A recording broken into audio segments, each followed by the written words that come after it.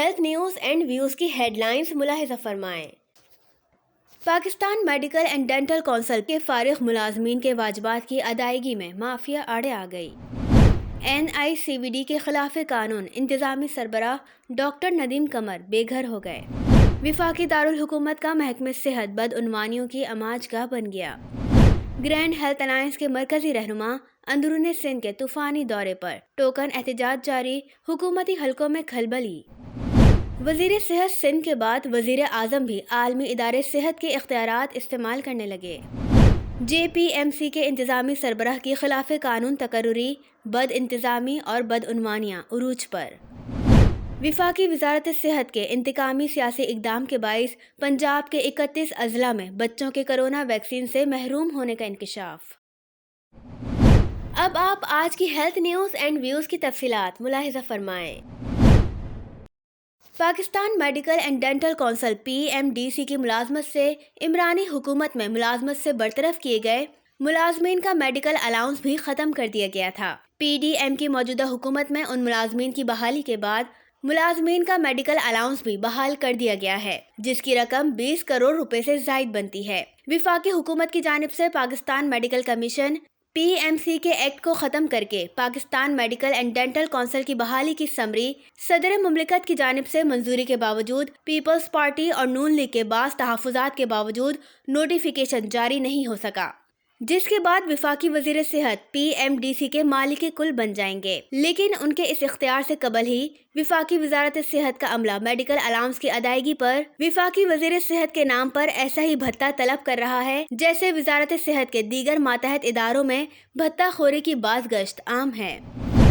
اسلام آباد کے پولی کلینک میں ڈینگی کی 3290 تشخیصی کٹس غائب ہونے کا انکشاف۔ زائد المیعاد کٹس نہ تو قانون کے مطابق سپلائی کرنے والی کمپنی کو واپس کی گئیں، بلکہ مذکورہ کیس میں ملوث ملزمان جو ریمانڈ پر FIA کی تحویل میں ہیں، ان کے ہوش ربا انکشافات کے مطابق مذکورہ پروکیورمنٹ میں سپرا قوانین کے خلاف ورزی کرتے ہوئے قومی خزانے کو 1 کروڑ روپے کا چونا لگایا گیا ہے۔ مذکورہ کیس عدالت میں زیر سماعت ہے۔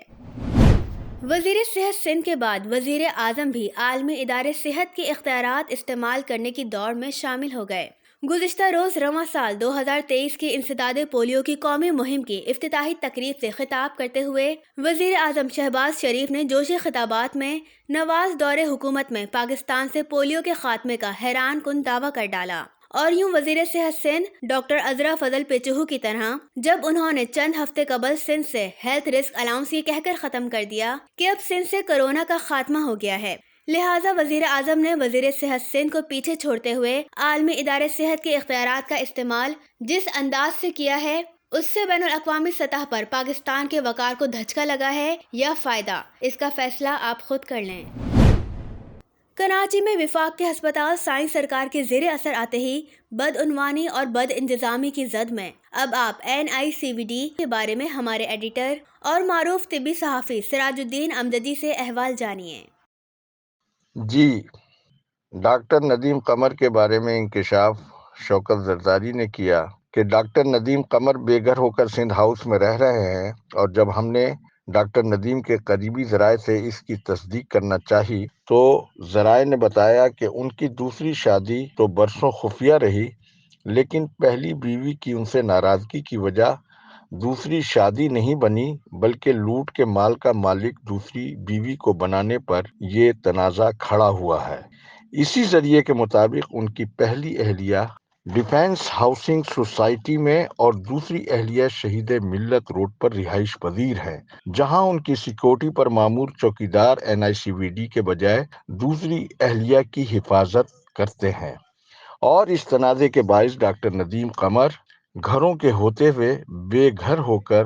سندھ ہاؤس میں رہنے پر گزشتہ کئی ماہ سے مجبور ہیں۔ پھر دلچسپ بات یہ کہ حلوائی کی دکان پر دادا کی فاتحہ بھی ڈاکٹر ندیم قمر کی عجیب کرپشن کی غضب کہانی کا ایک اہم حصہ ہے۔ NICVD کے 6 ڈرائیور اور 3 گاڑیاں ٹویوٹا کرولا ماڈل 2020 1600 cc کی یہ کاریں انہوں نے اپنے کنٹرول میں کر رکھی ہیں، جس میں سے ایک کا نمبر GSF 265 اور دوسری کا نمبر GSF 266 ہے۔ اور حیرت انگیز طور پر ایک گاڑی بیگم صاحبہ کے استعمال میں، ایک گاڑی بہو کے زیر استعمال میں بتائی جاتی ہے، جس کا تقریباً ایک گاڑی کا پیٹرول ماہانہ 30-35 ہزار روپے کا بھی سرکاری خزانے سے دیا جاتا ہے۔ اب آپ JPMC کے بارے میں ہمارے ایڈیٹر سراج الدین امجدی سے احوال جانیے۔ وفاق کے جناح اسپتال کراچی میں سپریم کورٹ آف پاکستان کے حکم کے برعکس خلاف قانون انتظامی سربراہ پروفیسر شاہد رسول کی سیاسی تقرری کے بعد یہ قومی مثالی ہسپتال تیزی سے کرپشن، لاقانونیت کی آماجگاہ بنتا جا رہا ہے، جس کی مثال کی ایک جھلک clerk Asif Ali, incharge maintenance equipments and machinery, اور ڈاکٹر شینیلا کی مبینہ ملی بھگت کے ذریعے ان کی وہ خلاف قانون کمپنیاں ہیں جن کے نام Akbar enterprises, Alrehman enterprises, Khan engineering, messrs star Tahir traders کے نام سے باقاعدہ یہاں پر مینٹیننس کے لیے رجسٹرڈ بتائی جاتی ہیں، تاہم ذرائع کے مطابق بغیر طبی آلات کی مرمت کے فرضی بلوں کے ذریعے قومی خزانے کو لوٹنے کا کھیل یہاں پر دھڑلے سے جاری ہے۔ جب ڈاکٹر شینیلا سے اس حوالے سے ان کے فون پر 0332-3008-367 پر رابطہ کرنے کی کوشش کی گئی تو انہوں نے کال اٹینڈ کرنے سے گریز کیا۔ اسکرین پر آصف علی اور ڈاکٹر شینیلا کی تصاویر آپ دیکھ سکتے ہیں۔ محکمہ صحت پنجاب کے ذرائع کے مطابق 31 اضلاع میں وفاق سے فائزر ویکسین کی ڈوز نہ ملنے کے باعث دوسرے فیز میں بچوں کو کورونا ویکسین کے ڈوز نہیں لگائے جا سکے۔ ایک بار پھر GHA کی احتجاجی تحریک کا احوال ہم سراج امجدی صاحب سے لیتے ہیں۔ السلام علیکم جی، گرینڈ ہیلتھ الائنس کا احتجاج پیر اور منگل کو 90 روز بھی کراچی سمیت سندھ بھر میں جاری رہا، اور پیر کو میرپور خاص میں سول اسپتال سے پریس کلب تک الائنس کے مرکزی رہنماؤں ڈاکٹر محبوب نوناری، سید اسلام الدین شاہ و دیگر کی قیادت میں ایک بڑی احتجاجی ریلی نکالی گئی۔ ریلی کے اختتام پر الائنس کے رہنماؤں نے خطاب کرتے ہوئے کیا کہا، پہلے آپ اس کی جھلکیاں اسکرین پر ملاحظہ فرمائیں۔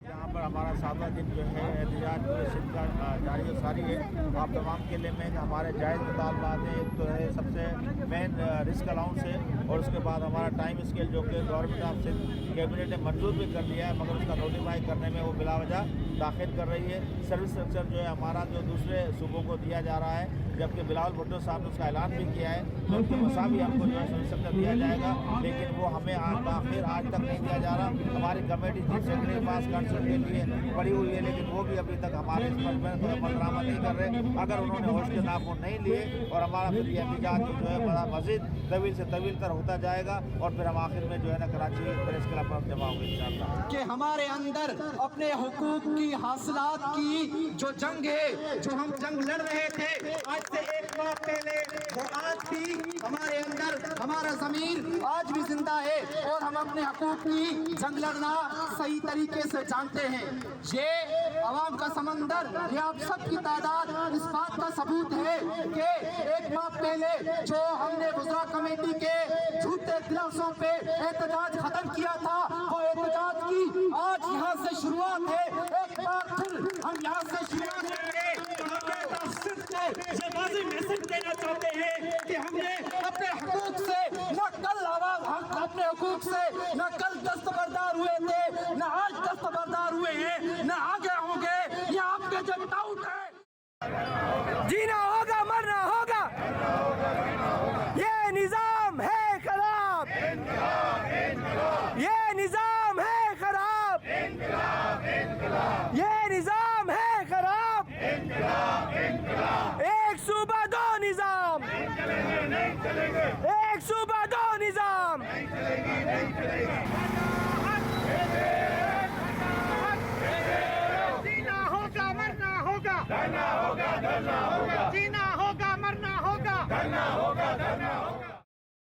جھلکیوں کے بعد میں آپ کو یہ بتانا چاہوں گا کہ گرینٹ ہیلتھ الائنس ایک بار پھر سائنس سرکار کے جال میں آ گیا ہے۔ اس کی تفصیل یہ ہے کہ 16 جنوری کو پولیو کے کامیاب بائیکاٹ کے بعد PDEPI ڈاکٹر ارشاد میمن نے بشرا آرائیں سے رابطہ کیا اور ان سے رابطہ کرنے کے بعد ان کا رابطہ سید ناصر حسین شاہ صوبائی وزیر مذاکراتی کمیٹی کے سربراہ اور وزیر اعلیٰ سندھ سے بھی ان کا رابطہ کرایا گیا، جس کے بعد سائنس سرکار بشرا آرائیں کو رام کرنے میں اور اپنی حکومت کی ساکھ کو قومی اور بین الاقوامی سطح پر بچانے میں ایک بار پھر کامیاب ہو گئی ہے، اور GHA کے مطابق انسانی ہمدردی کی بنا پر پولیو کی قومی مہم کے بائیکاٹ کو ختم کر دیا گیا ہے، جبکہ طبی حلقوں کے مطابق GHA پھر اپنے مطالبات کے حق میں غریب مریضوں کی OPD کے علامتی بائیکاٹ کو انسانی اور مریضوں کی ہمدردی کی بنا پر ختم کیوں نہیں کر رہا، جبکہ بشرا آرائیں کے بارے میں مختلف باتیں سامنے آئی ہیں۔ اس حوالے سے آنے والی جو بھی باتیں ہیں،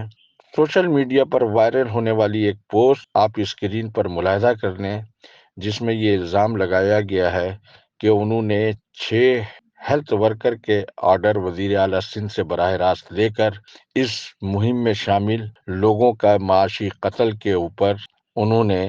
جانبدارانہ کردار ادا کیا ہے۔ اس کے ساتھ ہی مجھے اجازت دیجیے، خدا حافظ۔ خبروں کا وقت ختم ہوا، خدا حافظ۔